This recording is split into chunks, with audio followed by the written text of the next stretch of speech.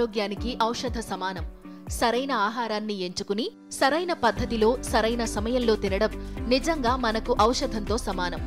ఆహారాన్ని 32 సార్లు నెమ్మదిగా నమిలి తినాలి అనే మాట చాలాసార్లు మన పెద్దలు చెప్పగా చాలాసార్లు వినే ఉంటారు. కానీ ఎందుకు అన్నిసార్లు నమలాలి అని ఎప్పుడైనా ఆలోచించారా? ఈ వీడియోలో ఆహారాన్ని 32 సార్లు నమిలి తినమని మన పెద్దలు చెప్పిన మాట వెనుక కారణాల గురించి మాట్లాడదాం.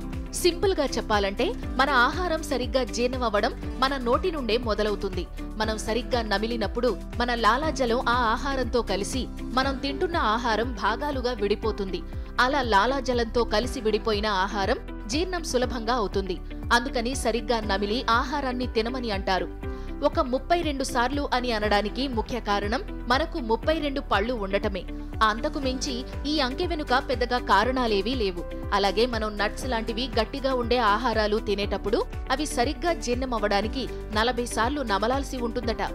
అలాగే పుచ్చకాయ వంటి సాఫ్ట్ ఆహారాలు తినేటప్పుడు 15 సార్లు నమిలినా సరిపోతుందట.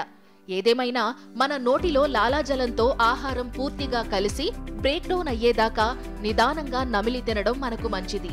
మనం ఆహారాన్ని సరిగ్గా నెమ్మదిగా నమిలినప్పుడు లాలాజలంతో కలిసి బ్రేక్ డౌన్ అయిన ఆహారం అన్నవాహికలో సులభంగా ప్రయాణిస్తుంది.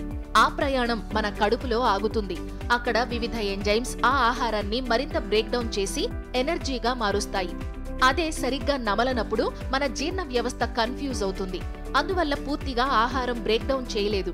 అలాగే ఎంజైమ్స్ కూడా మొత్తం ఆహారాన్ని శక్తిగా మార్చలేవు. దీనికి దుష్ప్రభావాలుగా అరుగుదల సమస్యలు, డయేరియా, చర్మ సమస్యలు, వాంతులు, గ్యాస్ట్రిక్ సమస్యలు ఇలా చాలానే వచ్చే అవకాశం ఉంది. అందుకని ఆహారాన్ని సరిగ్గా నమలకుండా ఎప్పుడూ తినకూడదు. అలాగే తిన్న వెంటనే కాఫీ తాగకూడదు. ఆహారం తిన్న వెంటనే ప్రాసెస్ చేసిన పండ్లు తినకూడదు. ఎందుకంటే ఈ షుగర్స్ త్వరగా జీర్ణమయ్యి గ్యాస్ట్రిక్ సమస్యలను సృష్టిస్తాయి. అలాగే తిన్న వెంటనే అధికంగా వ్యాయామం చేయకూడదు.